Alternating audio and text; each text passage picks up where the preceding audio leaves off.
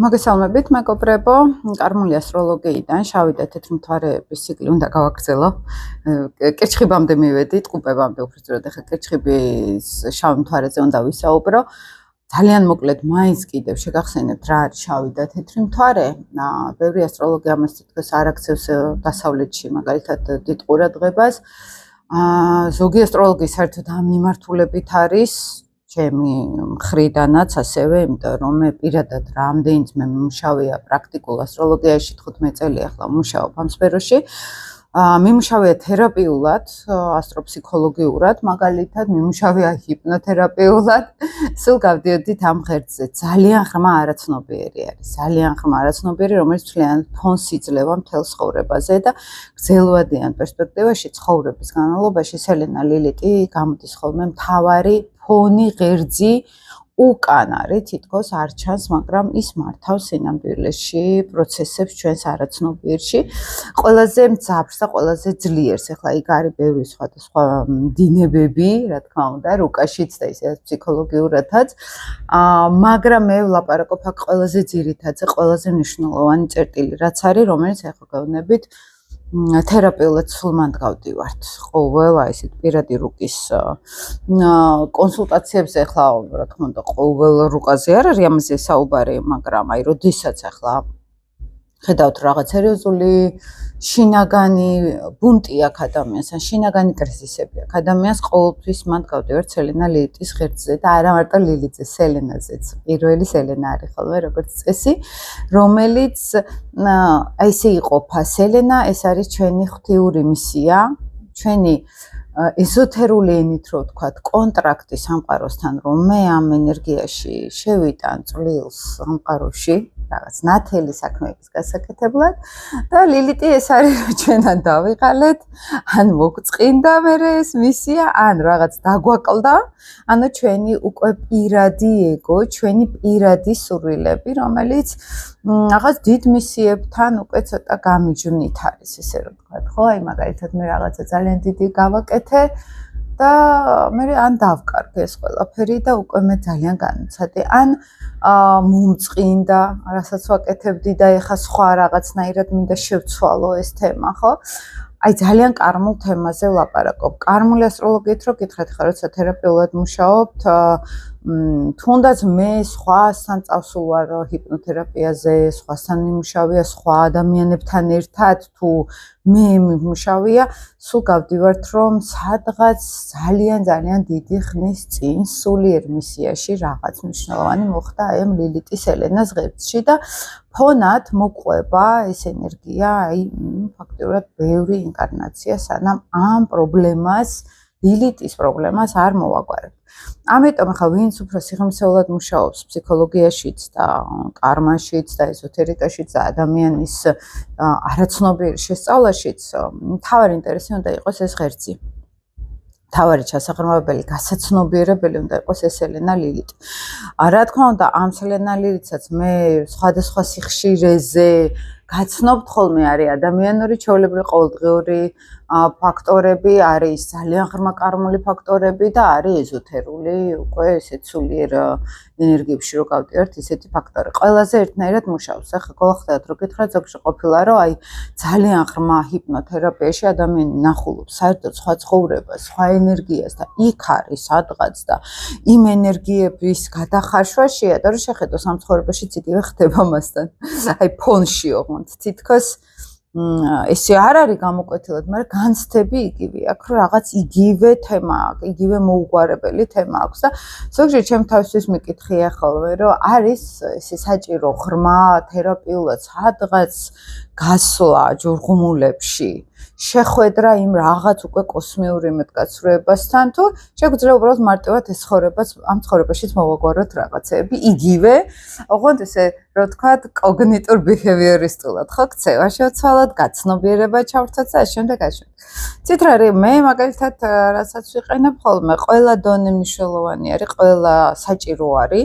ოღონდ არის ისეთი მომენტები, როდესაც ხა თვითონ ადამიანიც არ არის ესე, რომ არ საჭიროებს ესე ღრმად ჩასვლას, ესე ღრმად დანახვას პრობლემების და ძალიან მარტივად შეიძლება დაალაგდეს უბრალოდ ქცევის შეცვლით, მინიმალური გაცნობიერებით და აქაც მივხვდი, რომ ინდივიდუალური არის ესეც, ვის რა შინაგანი სურვილები აქვს, ვის რა გაცნობიერებები აქვს. ზოგი მაგალითად შეიძლება ხა ცხოვრების ეულ დიდ გარდამტეხ მომენტში მივიდეს ამ ყველაფერთან. ზოგი შეიძლება უბრალოდ რაღაცა კრიზისი მოხდეს ცხოვრებისეული, მეგობრებმა უღალატონ, სამსახური დაკარგოს და მეერე მივიდეს ამ გაცნობიერებებზე, ხო? ძალიან საინტერესო кейსები მაქვს პირად კონსულტაციებზე. უბრალოდ ის კომპლექსი მაქვს, რომ არ უყვები და არ ვამბობ ამ ყველაფერს, რა თქმა უნდა. მაგრამ აი ზოგჯერ ისეთი მისტიური, ეზოთერული ყოფილა და თან ლოგიკას რო ხვდები, იმიტომ რომ ბევრი მასალა მაქვს დაგროვილი გონებაში, ბევრი ინფორმაცია მაქვს, ბევრი კავშირები მაქვს უკვე დაჭერილი აი ეს კარმა და ეს ყველაფერი როგორ მუშაობს და აი თერაპიულ პროცესში რო შევდივარ ხოლმე და აი რომ ამბობს ადამიანი და აი რომ ლაპარაკობს სელინა ბილიტის სიტყვებს მაგალითად, აი პირდაპირ სიტყვებს და ისტორიას რო ყვება შინაგანად და ნუ მთლიანად რო უკავშირდება ეს აი რასაც რუკაში ვუყურებ ამ ყველაფერს და მე ნენელა ცნობიერებენ რომ თავის ცხოვრებაშიც იგივე ხდება ზოგჯერ არის ახლა მეც ადრე მომიყოლია რომ არ მომხდარა არაფერი ჩემ ცხოვრებაში ისეთი როგორც განცდებიც მქონდა რომ თითქოს ეს განვიცადე ეს მოხდა მაგრამ ნუ არ მომხდარა ესეთი რაღაცა და ჰიპნოთერაპიაზე ვნახე და თითქოს განცდა მაქვს რომ აი აქ უნდა რაღაცები ჩავკეტო რომ იგივე არ განმეორდეს არა და არ მომხდარა ეგეთ რაღაცა ესეთი რაღაცაც არის ანუ უკვე დაცვითი მექანიზმი რომ ირთვება ძალიან სერიოზული იმიტომ რომ მე აქ გამოცდილება მაქვს და აქ უკვე თითქოს ქვეცნობიერი იცავს საკუთარ თავს ესეთებიც შემხვედრია და ეს ძალიან საინტერესო არის ხშირად ჰიპნოთერაპიულად რო გავდივართ ან ტრანსულ თერაპიულად რო გავდივართ ძალიან საინტერესო პრაქტიკები არის ხოლმე რაღაც სულიერ სამყაროში აბსოლუტურად რო საზღვრები იშლება იქ ყველაფრის და ძალიან მისტიური ისტორიები რო ჩანს ხოლმე ძალიან ისეთი მისია რაღაც სამყაროსეული მისიაზე რო არის ლაპარაკი რაღაც ხა მე მაგალითად მომავალში ნახე თითქოს რომ რაღაც ძალიან დიდი შეთანხმება რომელიც რაღაც ძალიან დიდ მისიისთვის ვამზადებ თითქოს ჩემ თავს. ხვებთანაც იყო ხშირად ესე რომ აი მომავალში რაღაც ძალიან დიდი მისია აქვს და ეს რაღაცები უნდა გააკეთონ, ხო? და თითქოს აი ეს ჰიპნოთერაპიული გაცნობიერებები და ზოგჯერ არ არის არანაირი ჰიპნოზი საჭირო, უბრალოდ როგორც კი შეგრძნებებზე ვიწყებთ ლაპარაკს და ამ შეგრძნებას შეხვდება ადამიანი, ხდება არაცნობიერთან შეხვედრა ეგრევე, ხო? და უკვე აცნობიერებს ადამიანი რომ აი იმიტომ მიგრძნო ეს ყველაფერი რაღაც უნდა შეცვალოს მთლიანად, ხო?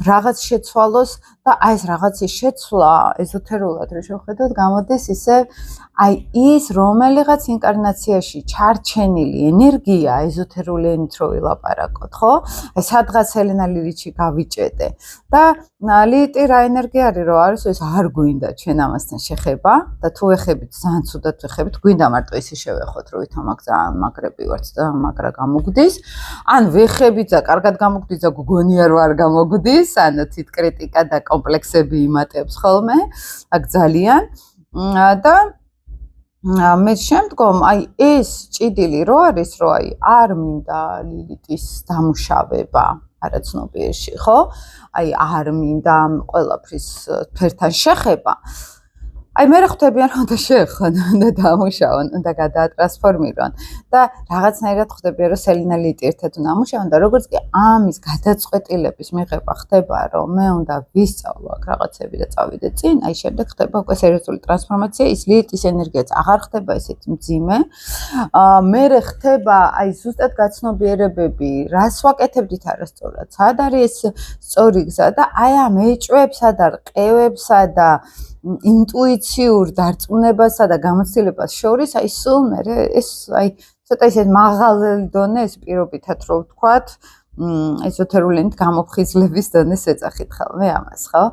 და რაღაცნაირად დიდი მსხვერპლიც არის, ეგოს მსხვერპლი არის ხოლმე გასაღები, რომ რაღაც დიდი იდეის გამო, ხო? დიდი კოსმიური იდეის გამო.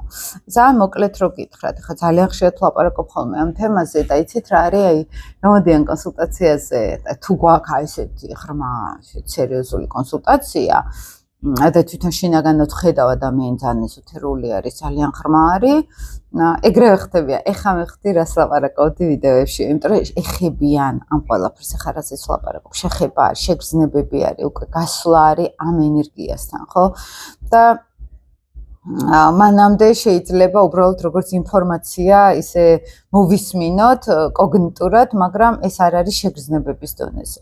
ზოგი არის რომ ეხლა არა აქვს ეს საჭიროება რომ შეიგრძნოს და გაიგოს მაგალითად და აგროვებენ ინფორმაციას.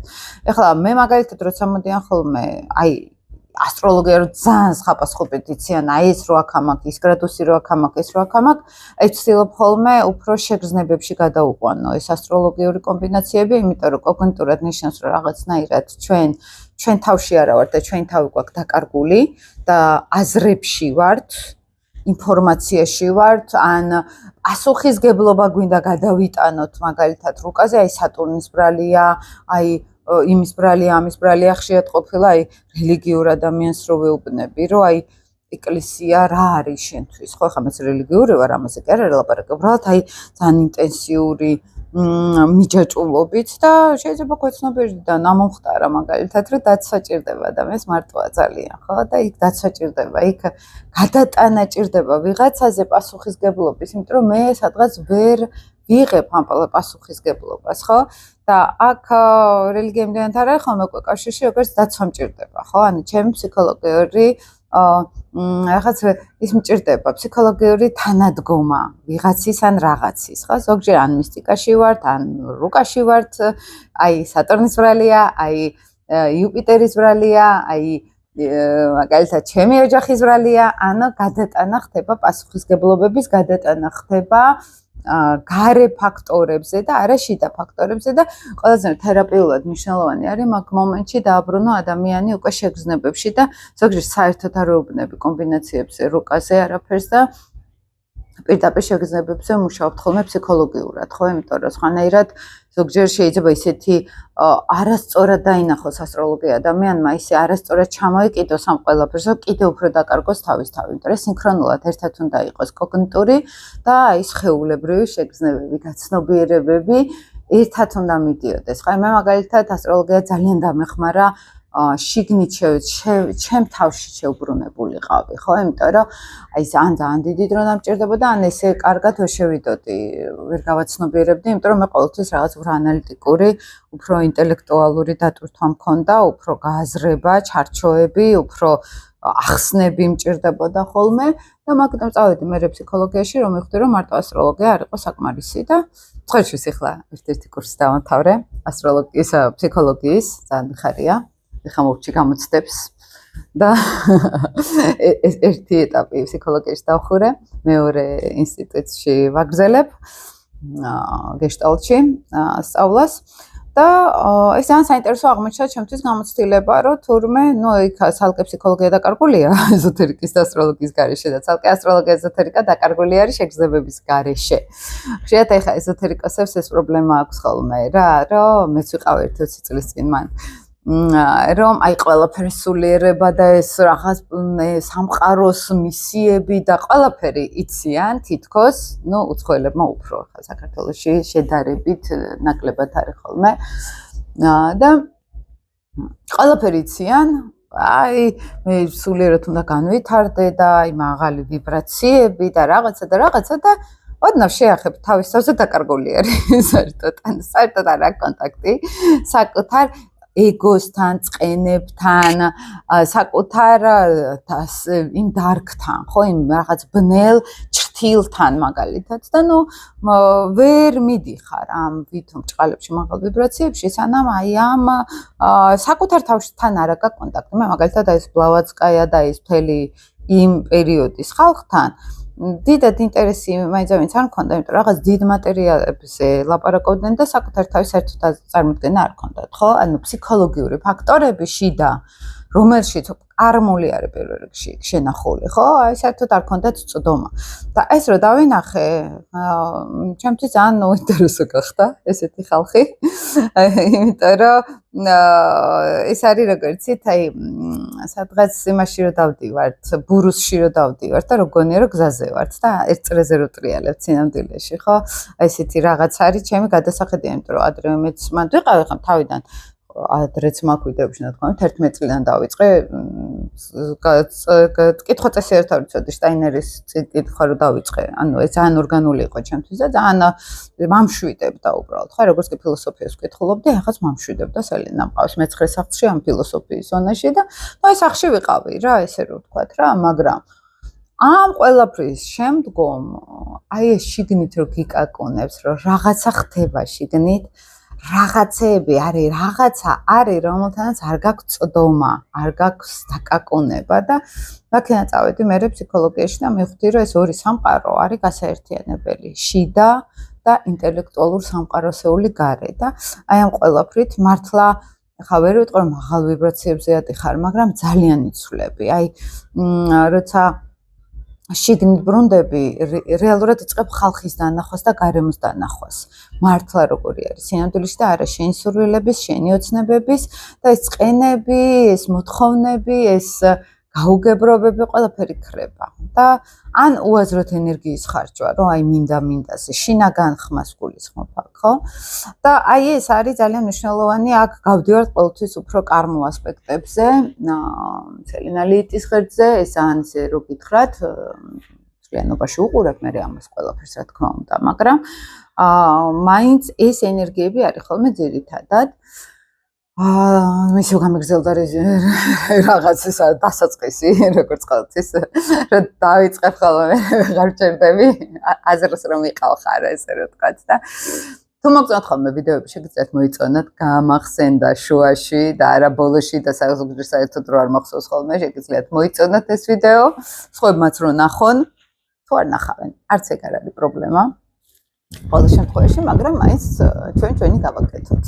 ხელი შეუწყოთ და დაანჩენთ იტენციან, ვინც სასურველი არის მოვა. თან ეს ფილოსოფიურად უყურებ ხოლმე ესეთ რაღაცეებს და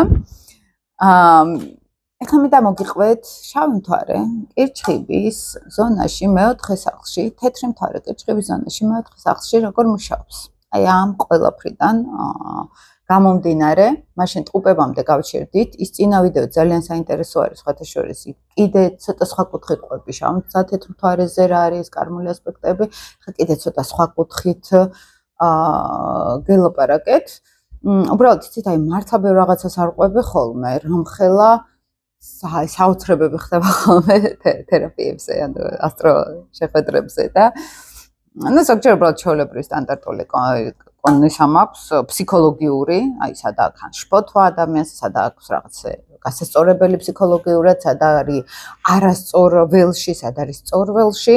ну, ეს ძალიან მნიშვნელოვანი არის ხოლმე ესეთი კონსულტაციების, იმიტომ ძალიან ბევრ ამას ალაგებენ მე მართლა ცხოვრებაში.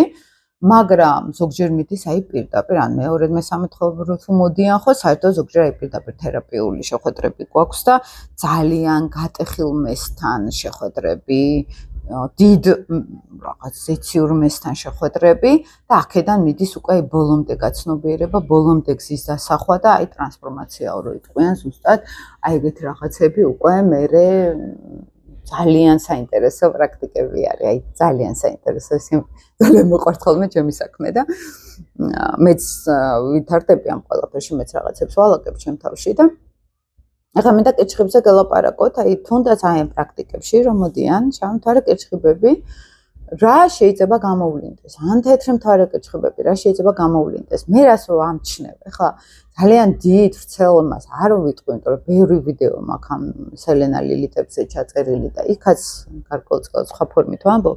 აი მე რას ვამჩნევ ხოლმე ყველაზე მთავარი, ხო? ადამიანი არის კირჩხიბი რა ენერგია არის? ეს არის ემოციები, გრძნობები, ეს არის ქალური ეგრეგორი, ქალური ენერგეტიკა გაგების შეგრძნებების დონეზე. მისი ოპოზიციური ენერგია და ლილიც ყოველთვის ოპოზიციაში ვხედავთ. მეგობრებო, ეს ყოველთვის ოპოზიციური ენერგიასაც ავლენს, ჩვენს დავხტივართ აქეთ-იქით ოპოზიციური ენერგიებში. რო არ გვინდა ლილიტი, ვიღებთ მის ოპოზიციას მერე, ხო? ანუ რო არ ვამუშავებთ. მაგალითად, მე რასაც ვაკორდები, აი კირჩხიბი რა არის მგზნობიარე, ემოციური, უბრალოდ აი ვიღაცები რაღაცებს რო გზნობენ, არაფერს არ ეუბნები, ჭკუას არ არიგებ, უბრალოდ უსმენ. და გზნობ ამ ადამიანს და უბრალოდ ემოციურად აძლევ იმ სითბოს, რაც მას ჭირდება იმ მომენტში, ხო? აი ლილიტი კირჩხიბის შემთხვევაში არის საპირისპირო, თხის ხაში გადადიან, ან ეგრევე მოგვარება უნდა დაუწყონ და კი არ უსმენენ ემოციურად ადამიანს, ეგრევე დირექტივებს აძლევენ, ეს გააკეთე, ის გააკეთე. ხარში ეს ერთი 7 წლის განმავლობაში პრაქტიკაში სულ ეგ кейსები მქონდა, სულ მაგას ლილიტ კირჩხიბს რო შევხვდებოდი ხოლმე, ხო? სულ მაგ თემა იყო, რომ აი სადღაც ან აი დედიკოობა და მამიკოობაში ერთად გადადიოდა და კლასიკურ ასტროლოგიაში რო არის ნათქვამი, რომ ახლა ლილიტი კირჩხიბები კარგი მშობლები არ არიან იდეაში. იჯაჭვავენ ან ძალიან და თხის რქულად განკარგულებებს იძლევიან, თან არიან ძალიან მოდი ესე ვთქვათ მშიშრები, ოღონდ ყველაზე არ მაქვს ლაპარაკი, აი პოტენციურად ლილიტი კირჩხიბი ძალიან მშიშარა, ახლა კობახიძე თავის ესეთი გაშიშებული სახით, ეს ძალიან აქტიური ლილიტი კირჩხიბიო რო ამბობთ ხოლმე უკვე რო რაღაც აი მე მაშინ რო გადაგოდის ხა ძალიან ისეთ ლაპარაკობ ხა სუბიექტურად ნამდვილად არ ლაპარაკობ მაგრამ ისე რა დიპლომატიური დარბების დარღვევით ლაპარაკობ მაგრამ კლასიკური ფორმულა ყველაზე ნეგატიური ფორმა ეს არის როცა მე საერთოდ დაბლოკილი მაქვს ემოციები საერთოდ ბლოკავს ხვის ემოციებს მაგალითად რომ აი სრულად დარწმუნებული ვარ ეხლა რო кейსი იყო მაგალითად მასწავლებელზე ფსიქიატრიული ის რო გააკეთეს რაღაც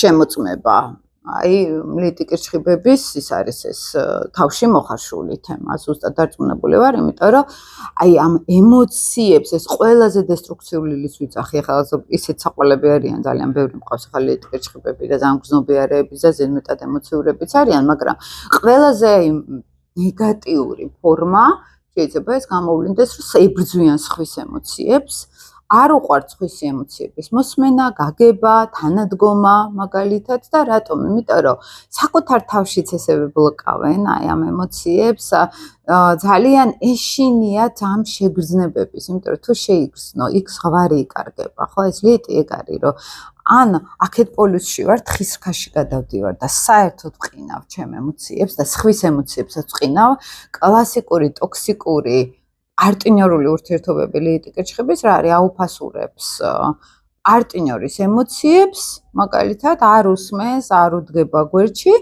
აქედან გამოყავს ეს პარტნიორი წყობიდან და ძალიან ესე წერია რომ აი ვამპირიზმი აქედან მოდის ანა სხვისი ემოციებით იკვებება სხვისი ნერვების მოშლით იკვებება იმიტომ რომ თითო ვერ ავლენს ამ ყველაფერს რა თქმა უნდა ეს ძალიან გაუცნობიერებლად ხდება ამიტომ წყლის ლილიტებთან ზოგადად თევზი და კირჩხიბი განსაკუთრებით მორიელსაც ახასიათებს მე მივალ მაგამდე ეს რაღაც ძაფრი ემოციები ან თვითონ ავლენს ან სხვას ავლენინებს და წყლის ლილიტებს ზოგადად ეს ახასიათებს ანუ სხვების ნერვების მოშლა ემოციური აფეთქება ვიღაცების და აქედან მე ანუ მე რასაც არ ცხოვრობ იმას ვაცხოვრებ სხვას მაგალითად ხო და ეს დესტრუქციული ენერგია არის და კარმა ასტროლოგიაში ესეთი ადამიანი იმძიმებს კარმას ესე ვიძახი. სიამოვნებაში ახლა ფსიქოლოგიურ ენაზე ადამიანი არ უნდა დაინახოს და ჩაიხედოს თავის თავში რომ ეს დააგროვდა ეს ემოციები, გამოსახატი არის, შეგრძნებები გამოსახატი არის და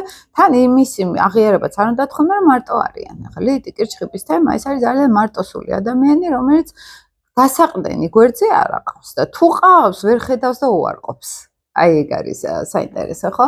ანუ ჩაციკრულები არიან, რომ აი სულ ჩემიანები არ არიან გარშემო, ან პირიქით შეიძლება მომხვეჭელობა ქონდეს, რომ აი მარტო მე მომსახურეთ, მარტო მე დამეხმარეთ, ანუ პატარა ბავშვი გახდეს ლილიტი კირჩხიბი არაცნობიერად, რომელსაც სულ უნდა იზრუნო. და ესეც ვამპირიზმი არის, მაგალითად, გოგო, რომელიც დედიკოსთან და მამიკოსთან ცხოვრობს 50 წლის ასაკში. ყველაზე ისეთი თემა. ან სუზრუნავენ ოჯახზე, ყველაზე ზრუნავენ, ოღონდ არის ზრუნავენ თავის თავზე. ანუ გაზრდა არ მინდა, ანუ მარტო დარჩენა არ მინდა, ხო? ან მეორე კატეგორია, როცა თხისქაში გადადიან და აი მარტო არიან ძალიან, ოჯახი არ აყავთ, შვილები არ აყავთ მაგალითად, ხო? და რაღაცნაირად მარტო რჩებიან ცხოვრებისეულად, ხო, ემოციურად. მაგრამ მე რასაც ვაკვირდები, აი ხო ცოტა ეზოთერიულად რო ჩავრთო კირჩხიბზე, არ აქვთ ნაცხოვრები ემოციები, იმიტომ რომ ბევრი წყენები აქვთ. აღარ აქ უკვე კარმული წყენები უნდა შემოვიტანოთ. ხშირად აქვთ კუჭნაწლავის პრობლემა ხოლმე, იმიტომ რომ მან გროვდება მთელი ეს წყენები. მეოთხე სახლი ცოტა განსხვავდება კირჩხიბის ენერგეტიკისგან, იმიტომ რომ მეოთხე სახლი ეს არის პირდაპირ სახლი. ეს არის პირდაპირ საგვარეულო კარმა. აი კირჩხიბი არის კი რაღაც დონეზე საგვარეულო ენერგია, მაგრამ მეოთხე სახლი პირდაპირ დედის ხაზი, საგვარეულო ენერგია არის. ეს არის ოჯახი, რომელიც გენეტიკურად მომყვება რაღაცნაირად, ხო? აი დნმ-ის დონეზე, რომ ჩვენ შეგვიძლია რაღაცები გავარკვევთ, აქ მეოთხე სახლს უყურებთ ხოლმე, ხო? სიცოცხლის სიყვარული, აი დედამიწაზე, ხა კირჩხიბი არ არის, რომ აი დედამიწაზე როგორ შემოვედე. მეოთხე სახლი არის მე დედამიწაზე ამ ოჯახში როგორ შემოვედი. კარიბჭეს ვეძახით მეოთხე სახლს, იქითა სამყაროსა და აქეთა სამყაროს შორის დაბადება სიკვდილის სახლი არის, ხო? მე სადღაც კვდები და ახლიდან ვიბადები, ხო? ეს მორიელის მერვე სახლს არ ეხება, მეოთხე სახლი არის, აი კარიბჭე, რომ მე სადღაც ერთი ციკლი დავასრულე მუცლადყოფნის პერიოდში და ახლა დავიბადე მეორე უკვე სხვა ციკლით, ხო? ანუ ეს ტრანსფორმაციული ენერგეტიკა მეოთხე სახლს ახასიათებს. აი მან დრო შავი მთვარე არის, როგორც წესი, ამ ენერგიასთან ამ ოჯახთან, ან გადამეტებული მიჯაჭვულობა არის ასევე, ხო? რომ აი სულ საჭიროებს რაღაც ოჯახურ, აი იქ წამომყევით, აქ წამომყევით, იქ გამიყვანეთ, აქ გამოყვანეთ, იმიტომ რომ პოტენციალურად მეოთხე სახლი არ ტყამს მეათე სახლს. და მეათე სახლი ჩვენთან კარიერა არის, დასრულობა არის და თითქოს ადამიანს აქ განცდა რომ მუდმივად პატარა ბავშვია. მეოთხე სახლი ეგრე მუშაობს. შეიძლება ლიტკიშხეს არ ეტყობოდეს რომ პატარა ბავშვია, მაგრამ მეოთხე სახლს ეტყობა. აი ეს განსხვავებები არის, ხა ასრო სკოლა რომ აქვს და იქ ყავს ესეთი კომბინაცია, ის უკვე თერაპიულად გავდივართ მე საერთოდ მე ეს საერთოდ სხვა მეთოდი მაქვს ასტროლოგიის სწავლის, ასტროფსიქოლოგიის სწავლის. ეხლა მექნება სხვათა შორის შემოდგომაზე კიდევ ახალი კურსი და იქ ძირითადად ვასწავლი, აი ზუსტად არა მშრალ ასტროლოგიას ეს კომბინაცია დისკო, აი ვაცხოვრებ ხოლმე აი ამ რუკას, ყველას პირადი რუკებით გავდივარ ინდივიდუალურად ჯგუფში თან მათი პირადი რუკებით ერთმანეთს რო ნახულობენ კიდევ აი ერთმანეთთან რაღაც ის თერაპიული ველი იკვრება ხოლმე და მე ბოლო ინტენსიური თერაპია გვაქვს ხოლმე 2 დღე დილიდან საღამომდე რუკიდან გამომდინა აქ ეს ჩანს შენთან რა ხდება შეიგრძენი ეს გაყევი ამ ისტორიას ხო რა ხდებოდა წინაპრებში როგორები არიან შენი ფაქტიურად თერაპიულად ვლინდება ხოლმე ეს გაცნობიერებები მე იმიტომ რომ ანუ მე რაც გავიარე რა გზაც ხო იმას ვასწავლი მე სხვებსაც რომ უფრო თვითონ შეიცვალონ ხო აი რაღაცნაირად აი ეს ხელთან კონტაქტი პირდაპირ თერაპია არის ეს რა ასტროლოგია შეუძლია ძალიან მარტივად და მალე ეს ამიტომ მომწონს მე ურანელი ვარ სწრაფი აი თანამედროვე ტექნოლოგიებით რაღაც აი ის რაღაცები რო გაქვს სკილები რა ცოდნები და ის სწრაფად რომ მოქმედებ რა ეს ურანული ენერგია მეოთხე სახლში მყავს ურანი აი ეს შიდა ფსიქოლოგიური ისე ცვლილებები აი ესე არ უნდა ამას ეხა წლები და რაღაცები ხო თუმცა მანდაც არის რა თქმა უნდა ესეთი შეფარული ენერგიები რომელიც აი ტექნიკური მიდგომებით მაინც დროსაც აძლევ ფსიქიკას, რომ აი ეს მე ნენელა მოხარშავს, ხო, ესეც ცოდნის ნაწილიც არის ესეც.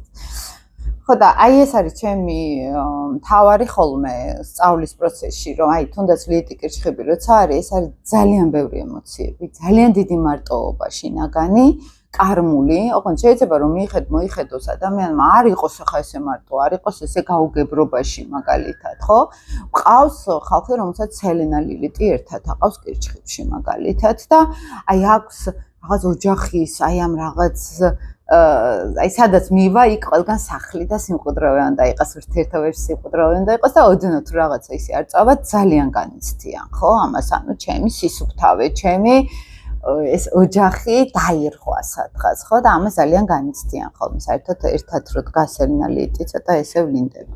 როცა ახლა სელენაზე არის აქ საუბარი, ეს არის ქალური არქეტიპი ადამიანში, რომელიც ვლინდება ძალიან პოზიტიურად, მაგალითად შეუძლია ხა მე ვისაც ვაკვირდები ხოლმე სელენა კირჩხიბებს, ისე ზნობიერად შემოდიან ყველგარი რაღაცა ჩაკეტილობის და მემების გარეშე თბილად, ყუდროდ, მათთან ურთიერთობა არის ძალიან სასიამოვნო, ძალიან ზრუნავენ შენზე და ის თხის ქულის კი არ აქვთ, ეხა შენ ის უნდა გააკეთო, ხა ემოციებში რო ხარ. იმიტომ რომ და რო დაგილაგებენ მე თხის ქულად, ხო?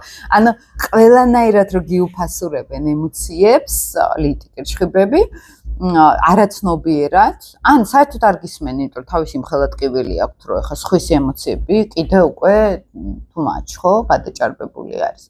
და ძალიან შეიძლება გამოვლინდეს აქ ეგოიზმი, ლიტი კირჩხიბის შემთხვევაში, რომ მარტო ჩემ თავზე მინდა ვიზრუნო, მარტო ყველა მომხედეთ მე, ან მინდა, მაგრამ სად არის? არავინ არ მაქსეს ყურადღებას და ხვდები რომ მარტო ვარ, ხო? ანუ ვისაც გავიხედა ოჯახურ სფეროში, არავინ არ არის ჩემი პატრონი. და მე ხვდებიან რომ თვითონ დაგახდნენ თავის დედიკოები, თავის პატრონები და ეს შემდეგ.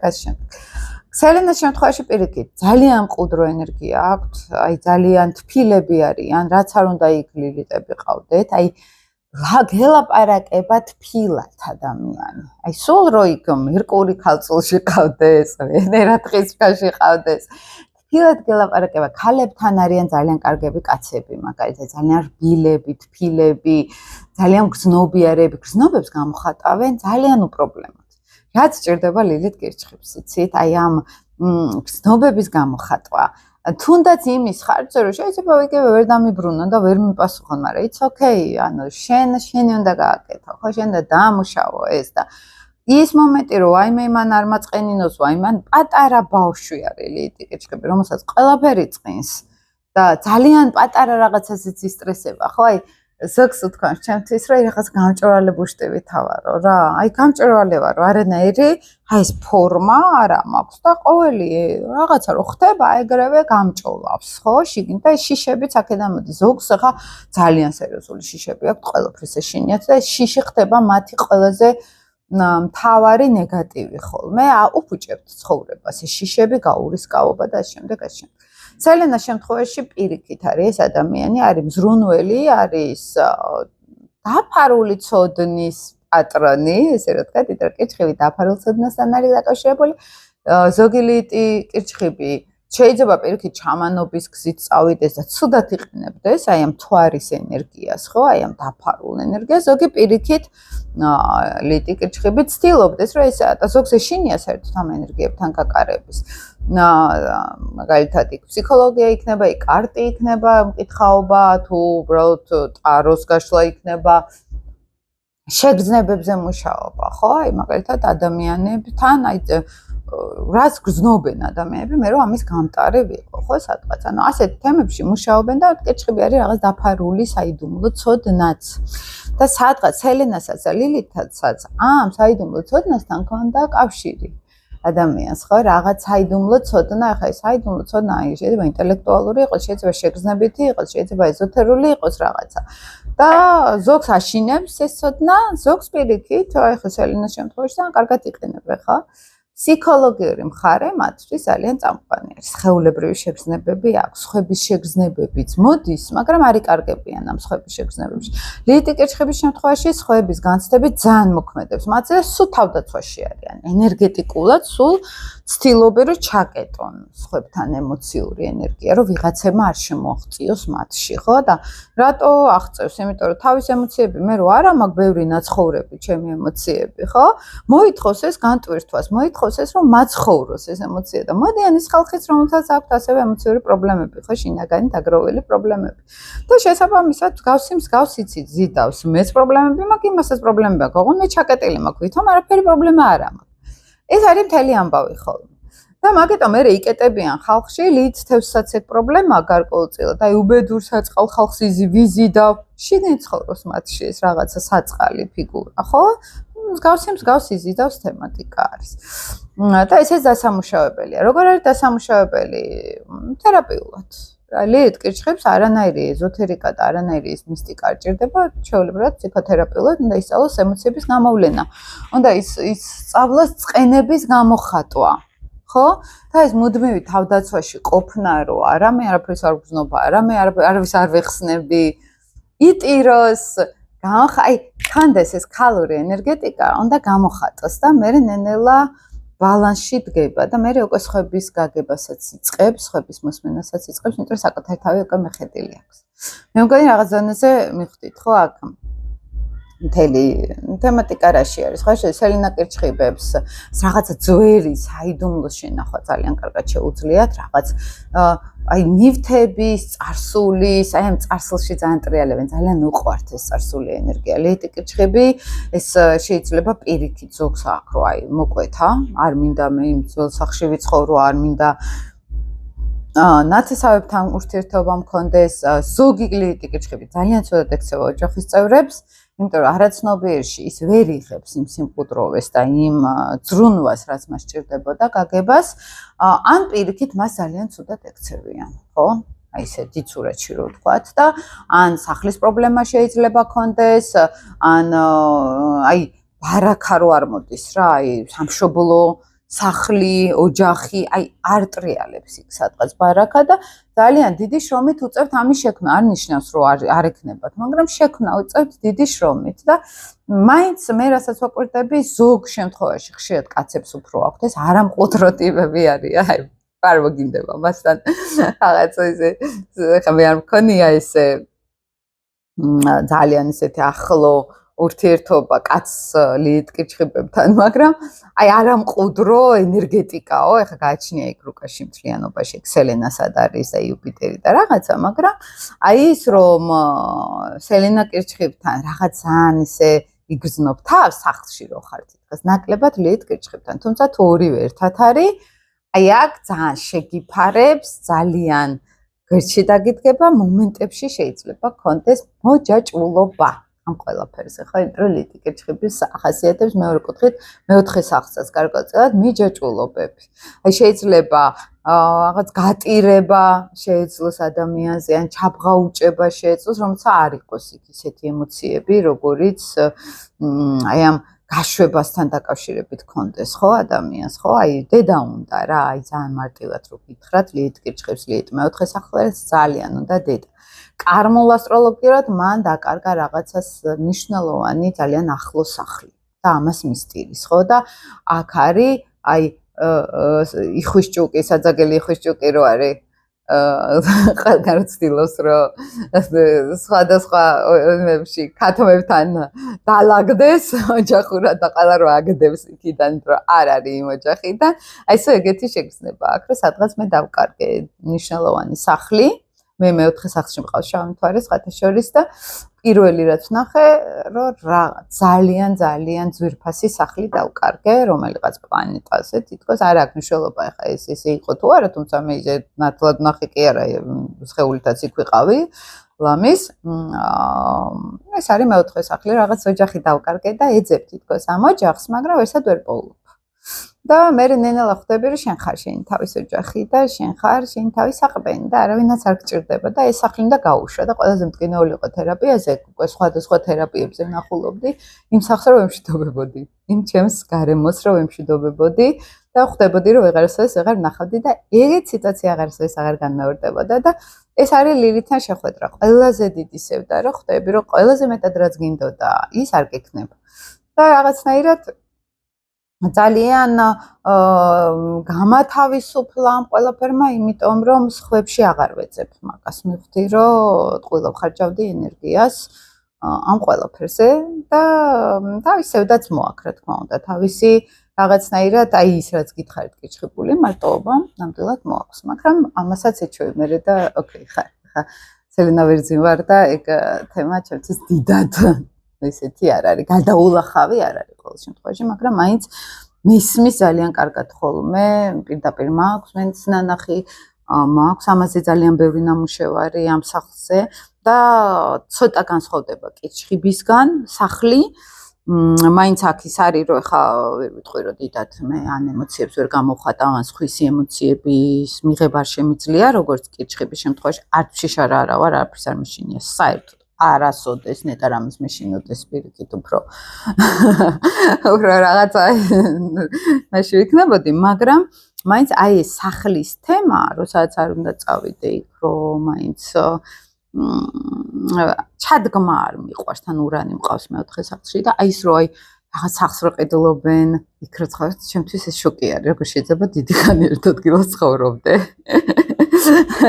და როგორ შეიძლება რაღაც ადგილს ქვეყანას ადგილს მიწას მიეჯაჭო და ეს ჩემთვის უძრაობა არის და ნუ ესეც თემა არის ხო ჰერმან ჰესესეული რაღაცის ფოთვა შემოდის ხოლმე ურანი რო არ მყავდეს შეიძლება პირიქით ეგ მინდოდეს რომ აი სადღაც ჩადგე დიდხანს და აღარ წამოხვიდე იქიდან თუმცა გეტყვით რომ ორივე ერთად მაქვს ხოლმე აუ შიდა კონფლიქტი თან რომ ეძებ და თან რომ არ გინდა ეგ ლიცაც ახასიათებს ახლა ძალიან გულახდილად რო გითხრათ ვისაც მეოთხე სახლში ყავთ ლილიტი მიხვდებით აქ უფრო დაუკაკუნებთ თქვენ თავს აქ რას ვლაპარაკობ და შემდეგი არის ეხლა ეს რო ამოვწუროთ ეს თემა შეიძლება ცოტა ნელა მივდივარ მაგრამ პირში იმდენს ვწერთ ხოლმე ისე გაინტერესებთ ეს თემები და იმდენ რაღაცას ხვდებით და ისე თერაპიული არის ხოლმე ეს ვიდეოები რომ ჯანდაბას ჩემი თავი ეხლა ამ დროს ზღვაზე მიმეჩქარება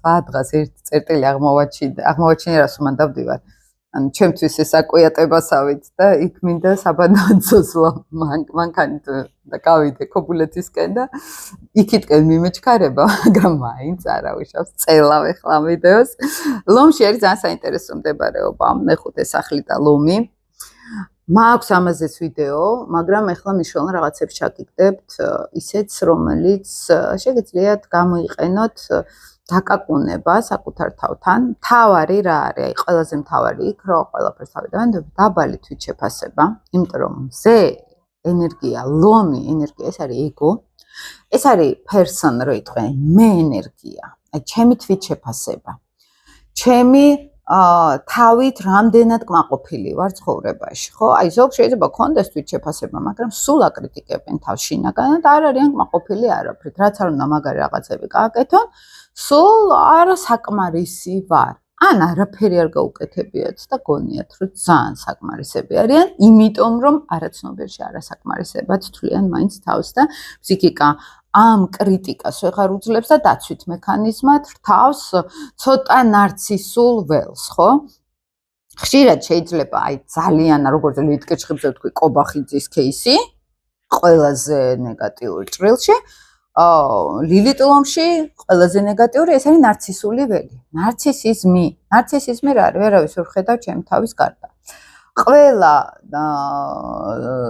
ყველას აქვს პრობლემა ჩემ თავის გარდა ხო ეს ნარცისული ფსიქოტიპი ეს რა არის რომ აი შეიძლება ლილიტ ლომს უთხრა რომ აი მე ესე რაღაცა არ მომწონს შენ ეს პრობლემა გაქვს შესაძლოა და გეტყვის რომ არა შენში არის პრობლემა ჩემში არ არის მე ოკეი ვარ ეს არის ნარცისული ფსიქოტიპი აქ ნარცისიზმს არ ვიცახი ფსიქოტიპი შემოდის ნარცისული გარკვეულწილად მზე ლილიტი შეერთება მზე ლილიტის კვადრატ ოპოზიცია მეხუთე სახლი ლილიტი ლომში ნარცისული რაღაც ველი ყოველთვის დაკრავს ყოველ შემთხვევაში ადამიანი ვიღაცებს საკუთარი თავიდან უყურებს და თან ამ ვიღაცებში ხედავს საკუთარ თავს და აკავშირებენ საკუთარ მესთან. ანუ პირდაპირ კონტაქტი მესთან არ არის, ვიღაცა მჭირდება მე, ან მაქოს მადიდოს, ან ტაში დამეკრას, ან პირიქით მამციროს სუდად მომექცეს და მე მეც მგონია რომ ესე იგი ცუდი ვარ, რადგან ის სუდად მექცევა. ხო მეხუთე სახლი ლილიტებს განსაკუთრებით აქვთ ხოლმე სულ მიმბაძველობა.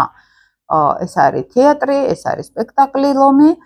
ყველაზე ისეთ გამოხატულად შეიძლება ახასიათებდეს მეხუთე სახლილიც განსაკუთრებით მიმბაძველობა, ცოტა შარლატანობასაც ვეძახით ხოლმე, ანუ ვიღაცა სხვა მინდა ვიყო, თამაშობ ვიღაცა სხვას, თან ლომს ახასიათებს რაღაც კულტების აკვიატება, აი ვინც ძლიერი არის, აი მასთან სიამთვრეში აქ საკუთარ თავს არ ტყამ, როცა ვიღაცას ადიდებ, ესე იგი მე მასზე ნაკლები ვარ, ხო? ოღონდ ეს არ ეცნობიერში ხდება და მე იმისი მიმბაძველობა იწყება ხოლმე. ის, რა თქმა უნდა, კიდევ უფრო აკარგინებს საკუთარ მეს ლილიტლომს, ახლა მე ძალიან რთულ кейსს ვხვდები, თორემ მოდიან ხოლმე ჩემთან. ერთ-ერთი რაც აქვთ, რომ ძალიან ბევრს იღებენ თავის თავზე. ეს არის ძალიან კონსტრუქციული შემდგარი ადამიანები, კაციც და ქალიც ამ შემთხვევაში. ოღონდ აი განათლებული, განვითარებული, აი რო ხედავ რა უკვე რო ადამიანი აი ძალიან ყარად დგას. ამ შემთხვევაში ყველაზე ლაით ვარიანტი ვლინდება ხოლმე აი ბევრის აღება საკუთარ თავზე მაგალითად, ხო? თვითონ ატრიალებენ ყველაფერს, დახმარების თხოვნა არ უყვართ, მარტო თვითონ უნდა შეეჭიდონ ყველაფერს და აქ ნენელა სუსტდება. ანუ დახმარების თხოვნა არ მინდა, იმიტომ რომ არაცნობიერში ეს არის ეგო, რომ ხა მე როგორ უნდა ვთხოვ, ვინ არის ის, რომ ეხა მე დახმარება ვთხოვ. მანდ არის ხოლმე თავარი პრობლემა განვითარების არ ქონა, იმიტომ რომ მე თუ თან ზევიდან უყურებს ხოს რომ ის არ იმსახურებს ახლა მე რო დახმარება ვთხოვო. აქ არის ამავე დროს უფრო არაცნობიერში მე არ ვარ ღირსი რომ ვიღაცა დამეხმაროს. და ამას ფარავენ იმ მეორე რწმენა წარმოდგენით და საბოლოო ჯამში ისევ ეგოსთან გავდივართ, ხო? რომ აი ეს ზოგადად ყველა ლილიტი ეგოსთან არის კავშირში, მაგრამ ეს არის აი ეგო პირდაპირ რა, რომ აი ჩემი თვით შეფასებ. ზოგს აქვს უკიდურესად დაბალი თვითშეფასება, აი მერლინ მონროს ვარიანტი, პრინცესა დაიანას ვარიანტი, თვალებში რო ვერ იყურებოდნენ და სულ რო დახრილი თვალები ჰქონდათ და აი ეს რაღაც გამოწვევა პირადში, რაღაც ძალიან მტკინვეული და ზემორიდება და აქაც ეგო არის, რომ რატო უნდა მივანიჭო ჩემ თავს ამ ხელა მნიშვნელობა, რომ ვაიმე ესე მტკინეულად განიცდიდე ვიდმე რამე ჩემზე არ იფიქროს. ან ვიღაცა ჩემზე მეტია და მე დაბალი ვარ. ხო, ესეც იგივე თემა არის, ეგოს თემებია. პირად ცხოვრებაში და შვილებთან ეს პრობლემური ლილიტი არის, პოტენციურად ლილია ჭავჭავაძე იყო ლილიტილომი და აი შვილის თემა მისთვის ძალიან მტკინეული და პრობლემური იყო, თუმცა სელენასაც სწორი იყო და პირადში მეუღლესთან ძალიან კარგად იყო ეს სელენას ხარჯზე, მაგრამ აი ამ პირადის თემებში ხშირად მუშაობს. ოღონდ არ არის აუცილებელი, ობამაც ლილიტილომი იყო და რამხელა რაღაცას მეღწია, თუმცა მთელი მისი პოლიტიკური პერიოდი ძალიან ნეგატიურად არის შეფასებული მსოფლიოში, ხო? ვერ ქაჩავენ. აი ესე რომ ვთქვათ, ლიდერობაში. ვერა. ძალიან დიდი ფეიკი არის, რაც არ უნდა მაგარი ტიპი იყოს. ხალხის კარლოს კასტანედა არასოდეს არ მომწონდა. 30 წლის წინ დავიწყე 30 წლის წინ მაჩუკეს წიგნი, მაგის გამო ვისწავლე რუსული, სხვათა შორის. ისე მაგ წიგნების გამო დავიწყე რუსული სწავლა, რომ ეს წიგნები წამეკითხა, მაშინ რა თქმა უნდა თარგმანები არ იყო. და აი რაღაც ენერგეტიკა მოდიოდა, ისეთი ნეგატიური, აი მაშინ პატარა ვიყავი და მაშინაც კი ვგრძნობდი. აი რაღაცა ეგო, აი მე და დიდაქტიკური და რაღაცა და დავდე, აი არ იყო ეს რა, ის არ იყო, რასაც მე ველოდი და ნუ ლიტილომში ეყავდა. და აი მთელი მისი წიგნები არის ამ ეგოს ჭიდილი და ამ ეგომ და ძალიან ბევრი რაღაცა შეიძლება ვერ არ მისცა საშუალება წინ წასულიყო ჩემი სუბიექტური გადასახედიდან, იმიტომ რომ ენერგიას მე ძალიან კარგად გრძნობ ადამიანების და მე რუკაში ზუსტად მიდასტურდება ხოლმე, რომ აი ვამბობ, რაღაცა ეგოს ჭიდილი აქვს ამ კაცს მეთქი და რა დროს ამ ხელა ფილოსოფიაზე წერა, როცა თავისთავად ყავს მისახედი მეთქი და ნუ მე ნახე ეს თემა, ხო? ეს პრობლემები, ნუ აი ძალიან ისე გამოხატულად ერთი განხრით შეიძლება გამოვლინდეს, რომ იმაზე მეტად შეიძლება შეაფასოს თავის შესაძლებლობები, ვიდრე არის. აი ეს ლიდერობა და ბოსობა, აი ლიდერობა, მაინც არ გამოსდით ხოლმე, თუმცა თუ გამოსდით, ზვირადაც უჯდებათ ზოგჯერ აი ილია ჭავჭავაძის თემა რო ავიღოთ, ხო? ის იყო ლიდერი, მან შეკრა მთელი საზოგადოება, მან აიღო ეს ტვირთი, მაგრამ რაღაც ფასიც გადაიხადა მე ძალიან დიდი, იმიტომ რომ ეს შიგნით უნდა იყოს შეთანხმებული. ეს არის უკვე აი სელენა ლილიტის სასწორი, საზოგადოება გაერთიანა ლომურად. აქ სელენა ლილიტი გაერთიანა ერთად ნამდვილად, ოღონდ რაღაც დონეზე უღალატეს, რაღაც დონეზე ხა თვითონ ქართველებმა ესე ვერ ვიტყვი, იმიტომ რომ იქ რამოდენიმე კაცი იყო სულ, მაგრამ ყოველ შემთხვევაში ეს ყველაზე ისეთი კუთხით ლიტლომებთან გამოკვეთილად არის ხოლმე აი ეს უსამართლოდ რომ მოექცევიან რაღაცნაირად გაყიდიან, იმიტომ რომ ის დაბალი თვითშეფასება მათში ისე იგრძნობა ენერგეტიკულ დონეზე, ხო? რომ ის იდავს ისეთ ტიპებს, რომელიც დამცირებს. მერე ყველაზე საინტერესო ამათ აქვს, რა იცით, რომ ხო ვიღაცა ამცირებს, მერე ეგრევე მოდიან და მერე არაცნობიერად ვიღაცას ამცირებენ. აი სულ აქვთ ეს მომენტი რა, ეს ისევ გაუცნობიერებელ ლილიტ-ლომებზე გეუბნები. მეხუთე სახლში, ну, სხვაში სექსუალური თემატიკაც არის ლომი და მანდაც შეიძლება აი ეს ემოციური გახსნილობა არ ქონდეთ. მეხუთე სახლში ეს არის ისევ გეუბნებით კრიტიკულად პრობლემური პირადი ურთიერთობა, სიყვარულში სერიოზული პრობლემები. ზოგს აქვს აი ეს ვიღაცა ან ქმარს გაადიდებს და ან აი ვიღაცა კულტები ჭირდება და ან ჩვეულებრივად შეიძლება ვლინდებოდეს თვით გამოხატვაში ნაკლებად არიან ჩართულები. ნაკლებად გამოხატავენ გულში რა უდებთ. აი მე რაღაც წენა, მაგრამ არ ვამბობ. მე რაღაცა მინდა, მაგრამ არ ვამბობ. შეიძლება საერთოდ არც ვიცი რა მინდა, სადღაც დაკარგული ვარ, ხო? ეს ყველაზე გავრცელებული არის ამ ლომის შემთხვევაში. აი სადღაც დავიკარგე რა და ძალიან ადვილად манипуლირებადი ვარ. ვიღაცა მეტყვის ეს გააკეთე და ვუჯერებ ეგრევე, ხო? ანუ მე არის მთლიანად პასივში გადასული და საერთოდ დაჩაგრული არის, ხო? ესე ძალიან გამოხატული არის ხოლმე ამ შემთხვევაში. სელენას შემთხვევაში ლომში, ძალიან მიყვარს სელენა ლომები. აბსოლუტურად სხვა ენერგია არის, ეს არის დიცულოვნება, ეს არის რაღაც მნიშვნელოვანი მისია ზოგჯერ აქვთ ხოლმე, აქ ლომური ეს სიყვარულით შეცვალოს რაღაცეები, შემოქმედებითი ენერგია არის, თუ ლილიტ-ლომს არ უყვარს თავის თავზე მუშაობა და უნიჭოებად ბრჭყალებში შეიძლება მაგიტომ დარჩეს, ისევ იგივე ეგოცენტრიზმი რო ხა ვინ რა უნდა მასწავლოს, მაგარი ტიპი ვარ. ან და მე ვერ ვითარდებიან, ხო, ეს არის აი პიროვნული განვითარების უნარობა. ან პირიქით ძალიან რთულად უწევთ ეს პიროვნული განვითარება, ძალიან ბევრი ღალატის, ან ბევრი პრობლემების შემდეგ ეს დამუშავება არის ლილიტის, რომ მე ვიცი ჩემი გამოწვევა და უნდა შევასრულო. სელენას შემთხვევაში ძალიან უყვართ საკუთარ თავზე მუშაობა, გამოწვევები უყვართ, ძალიან თბილები არიან, ძალიან მოსიყვარულეები არიან, სხივი მოსდით ხოლმე თვალებში. სელენა მეხუთე სახლის ეს დიცულოვნები არიან, ძალიან ატივისცემით ექცევიან ქალებს, როცა ლილიტ-ლომები ვერ იტანენ ქალებს, ან არაცნობიერი აგრესია აქვს ქალების მიმართ.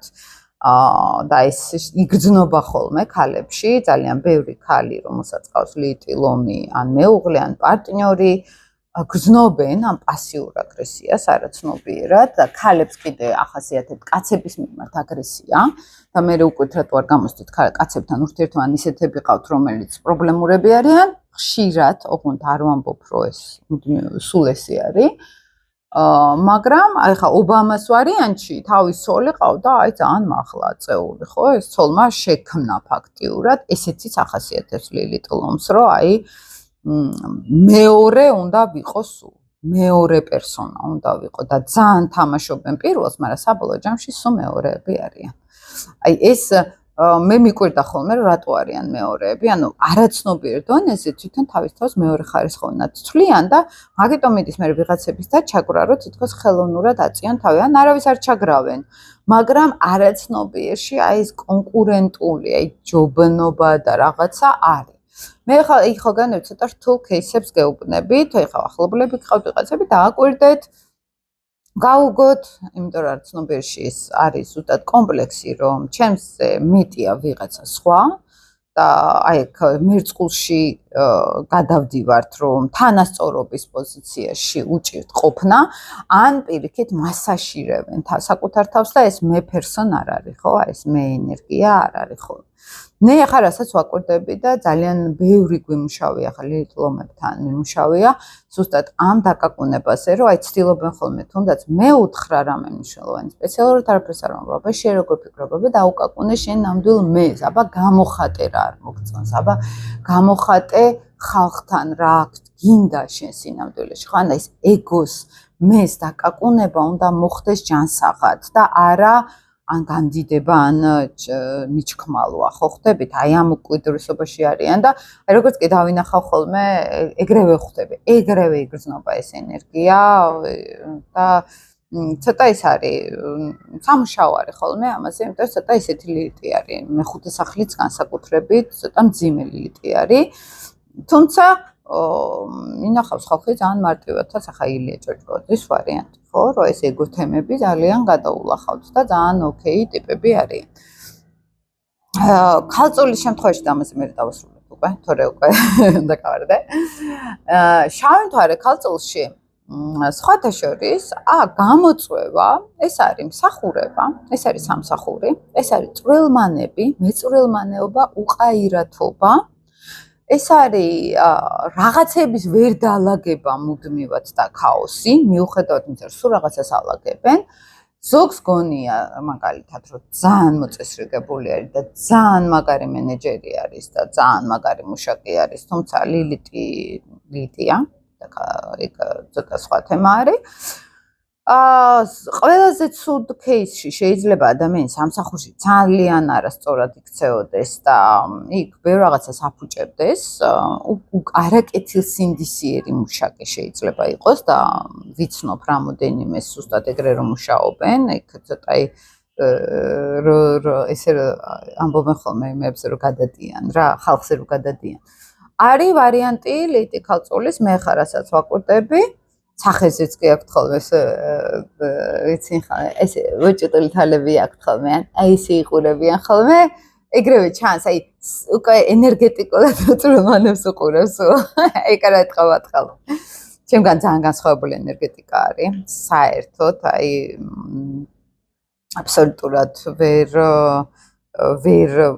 ენერგეტიკულად ვერ იმაშვები ინტერესი არ არის ჩემი ლილიტ ქალწულებთან, იმიტომ რომ აბსოლუტურად სხვა ვიბრაცია არის, ახლა მეწყლის ლილიტი მყავს და ესენი მიწის ლილიტები არიან და ზედმეტად პრაგმატულობა, ვითომ ზედმეტად დამიწებულობა, აი მაგალითად ტომ კრუზი არის ლილიტი ქალწული და რაღაცებს აიკვიატებენ ხოლმე ვითომ ეს სკეპტიციზმი ეზოთერული სფეროსი მოაქვს კაცებთან უფრო და აი რაღაც ინტელექტუალური სამეცნიერო შრომები ფროიდი ლილიტი ქალწული იყო და მისი მთავარი პრობლემა იყო რომ აი ძალიან ბიოლოგიის დონეზე, ძალიან მატერიალურ დონეზე მუშაობდა, თუმცა თავისი შექმნა ძალიან კარგად, მაგრამ ძალიან მიწიერ დონეზე არიან ხოლმე. ზოგჯერ აი ძალიან აი რაღაც შეიძლება იცით აი 2 ლარის გამო რაღაცა დაიბღვიროს რომ აი ზედმეტი რატო დავხარჯე აი ამ დონეზე შეიძლება ჩაწვრილმანდეს ლილიტი ქალწული თუ არის თევზებში გადასული ოპოზიციურ ენერგიაში ეს პირიქით შეიძლება იყოს უყაირათო ადამიანი ეს იყოს შეიძლება რომ აი სისტემას ვერ აწყობდეს ვერ მუშაობდეს სამსახური ვერ დაიწყოს მაგალითად ხო აი რაღაცა ვერ დაალაგდეს ყველაზე ცუდ გამოვლინებაში ჯანმრთელობას ცუდად ექცევიან მე-6 სახლიც არის აქ ლილიტი მსგავსი ჯანმრთელობას ცუდად ექცევიან აი ქალებში არის ხოლმე უფრო გადამეტებული პატიოსნება გადამეტებული სისუფთავე და გადამეტებული უნციკლობა რომელიც ესეც ლილიტური გავლენა არის, რომ სადღაც მეორე უკიდურესობაში მე შინია გადავიდე. ან თუ გადავიდა მეორე უკიდურესობაში ტრისასერე, ხო? ანუ ეს შეიძლება აი ძალიან არასუფთად და ულამაზოდ გადავიდეს რაღაც ისეთ ინტიმურ ურთიერთობებში, ხო? აი ყველა ნორმის დარღვევით. და ამიტომ აი აქეთ ხარეს ზოგჯერ არიან ხოლმე. ხა ძალიან ისეთ მარტივ რაღაცებს გეუბნებით, ხა ყველაზე ამას ვერ მოვარგებთ, აი მე გეუბნებით ზოგადად ესე ამ მასშტაბებში ვლინდება. ხო ზოგთან მე უკვე იქ ჩაწვრილმანება არის საჭირო, მართლა ჩაძიება. კარმული გამოცდით იქ სელენას უყურებთ სად არის, იმიტომ რომ ქალწული მანდულინდება სელენასთან ერთად აუცილებლად, რას ვერ ალაგებს ადამიანი, რა უნდა დაალაგოს, მსახურებაზე უარი არის შინაგანად, არ უყვარს რუტინა ლილიტ ქალწულს, მაგალითად, ან პირიქით მეორე უკიდურესობა, არ აძლევენ კარიერულ განვითარებას თავის თავს და სულ მუშაობენ აი წვრილმანებზე. აი მექანიკოსი შეიძლება გახდეს თავის სამსახურში, როცა დირექტორი არის მაგალითად, ხო? ნათურებს თვითონ ცვლიდეს მაგალითად, ხო? სამსახურში. ანუ აი რაღაცნაირად აი მსახურების როლიდან ზოგი ვერ გამოდის, საერთოდ რო არ არის საჭირო, ვერ ირგებენ იმ ხელმძღვანელი თუ არის. აი ყოველი წვრილმანი თვითონ უნდა აკეთოს. არაცნობიერში დაზოგვის ის არის ეს შინაგანი იმპულსი, რომ აი უნდა დავსოგო რაღაცა. ან თუ აქვთ მაგალითად შემოსავლები, შეიძლება უყაირათოდ ხარჯავდნენ ამას, ან ვერ იყენებდეს, ან ქონებას, ან ენერგიას ვერ იყენებდეს, ან ფრანტავდეს, ან პირიქით ვერ იყენებდეს. ანუ სადღაც არაპრაქტიკულობა, ეხლა ძალიან კი გონიათ აქ ეგო არის, რომ არის ძალიან პრაქტიკულები არიან. საბოლოო ჯამში დიდ სურათში შევხედოთ, ეს არის უყაირათობა, ეს არის მოუწესრიგებლობა, დაულაგებლობა საკუთარ თავში. ზოგჯერ ძალიან სერიოზულად ეძებენ ყველაფერში, წვრილმანებში, დეტალებში რაღაცას და მიაგნებენ მართლა და გონიათ რომ ეს ძალიან მნიშვნელოვანია სინამდვილეში.